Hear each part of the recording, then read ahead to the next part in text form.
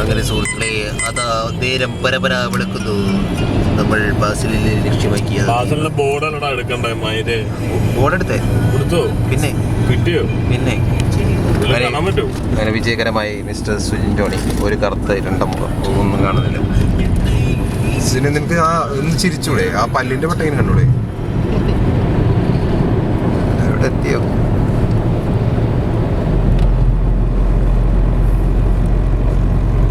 ബസിൽ സിറ്റി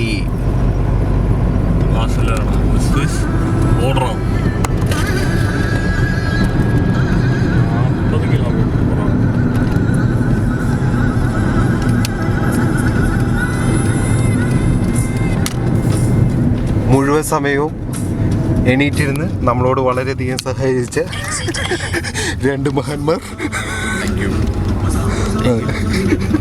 ഒരിക്കലും ഉറങ്ങില്ല എന്ന് ഉറക്കെ പ്രഖ്യാപിച്ചുകൊണ്ട് ഇറങ്ങിയ ഗിരീഷ് വീണ്ടും മുന്നോട്ട്.